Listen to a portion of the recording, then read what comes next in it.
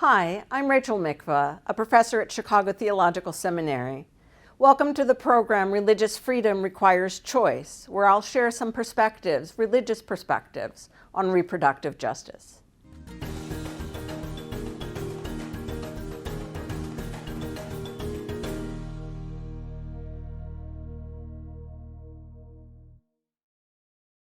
The claim that a fertilized egg is a human being and thus entitled to human rights protections is a theological position, not a scientific one. So it's worth taking time to look at religious perspectives on abortion and on reproductive justice more broadly. I'm Rachel Mikva, a rabbi and a scholar in Jewish studies. I teach at Chicago Theological Seminary, a place with students from all kinds of spiritual life stances, including many Christians, and we're leaders in the field of interreligious engagement. So I'm going to talk about Jewish and Christian perspectives as a beginning of this conversation. The debate about abortion in the United States tends to set women's rights, including moral and bodily autonomy, over against those of the fetus. But reproductive justice is much bigger than this. First, we have to recognize the essential question of religious freedom. Religious freedom is often invoked by conservatives, but they seem to forget about it when it comes to reproductive rights. My tradition, my religious tradition, teaches that one becomes a human being at birth, not conception. Different religions teach different things about abortion and about the nature of the fetus. So religious freedom requires choice. The reason that Roe v. Wade established viability as the standard limit is that the justices recognized there was no religious or philosophical consensus about the beginnings of life. In drafting the 7-2 majority opinion, Justice Harry Blackmun noted predominant Jewish and Stoic opinions that human life begins at birth. He also cited common law in many times and places that allowed abortion until the time of quickening, which is when women can feel movement in the womb. It's usually around 16 to 20 weeks. He mentioned Aristotelian theories that imagined a male fetus becomes animate more quickly than a female one. He documented how notions of ensoulment were debated in the Roman Catholic Church. All of this to highlight the variability of thinking on the issue. A greater percentage of American Jews than Christians support a woman's right to choose whether or not to carry a pregnancy to term, partly because Judaism is clear that a fertilized egg is not morally equivalent to a human being. Recent Pew research reports that 83% of American Jews are pro-choice. A majority of Christians also support choice, but with a much slimmer margin.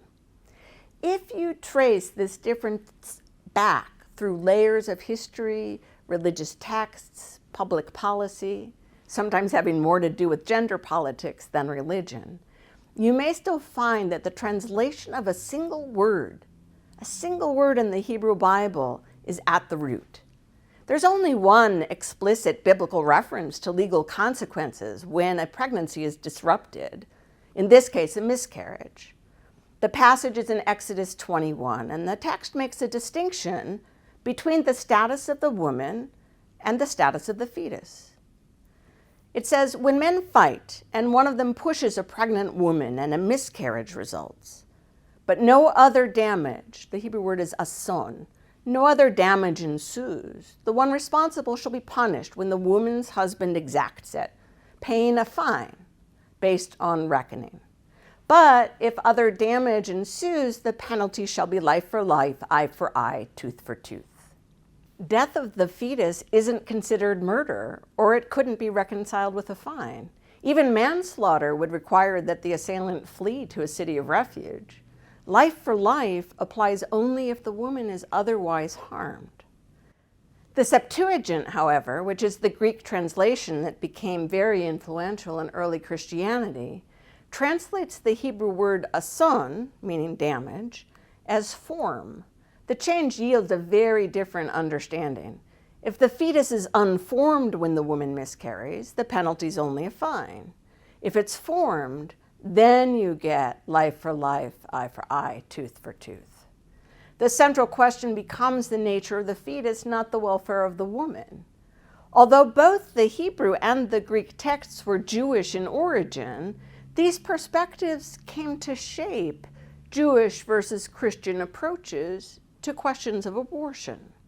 I'll talk about these differences in the next couple segments. Segment 2 is about the history of Christian teaching on abortion, and segment 3 is about Jewish teaching. The final segment focuses on the much broader landscape of reproductive freedom. Religions actually have a lot more to say about that, about the need to establish economic justice, safe communities, affordable health care, quality education, in order to help women and families thrive. But first, I want to share a story. It's one that continues to inspire my hope that we will find a way to respect religious freedom in our beliefs about the beginning of life, even as this question touches upon our core values. It was long before the reproductive rights were under assault to the degree they are today, and I invited a friend to attend a rally planned by the Religious Coalition for Reproductive Choice, RCRC.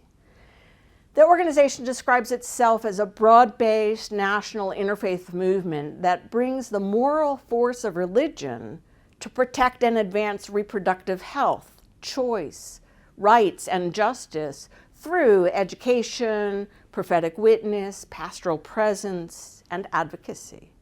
They gather Buddhist, Catholic, Hindu, Jewish, Muslim, Protestant, Universalist, Unitarian, and other perspectives supporting reproductive justice. Since individuals and organizations on the other side of the debate often try to assert an exclusive claim on religious values, I believe that RCRC's affirmation of reproductive rights as a matter of religious freedom is essential. So the rally unfolded as you'd expect. Speakers from different spiritual life stances emphasized the importance of women and families making reproductive health decisions without shame or stigma or legal coercion. They shared their traditions' teachings about abortion, which comprised a varied and nuanced chorus of religious insight. They spoke about all the issues that are part of reproductive justice: sexual education, food security, paid leave, affordable health care, affordable child care, not simply keeping abortion safe and legal.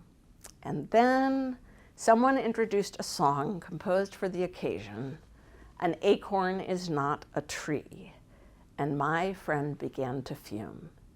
He had come to support women's bodily autonomy and religious freedom, including the right to choose what they believe about the beginnings of life. But he did not personally distinguish between a fetus and a human. In the analogy of the song, he believed that an acorn is morally equivalent to a tree, but he refused to impose his religious convictions on others. He saw himself as both pro-choice and pro-life, and how could the organizers just erase him from the coalition? He and I quickly agreed that we should invite people's stories rather than make assumptions about what brings them to a cause. We can't presume that allies share our religious or ethical perspectives just because they're on our side. But as we were talking, I realized how deeply moved I was that he was there. There was this young man with sincere religious feeling who committed himself to the value of a religiously plural society, making room for diverse convictions about things that matter most, making room for me.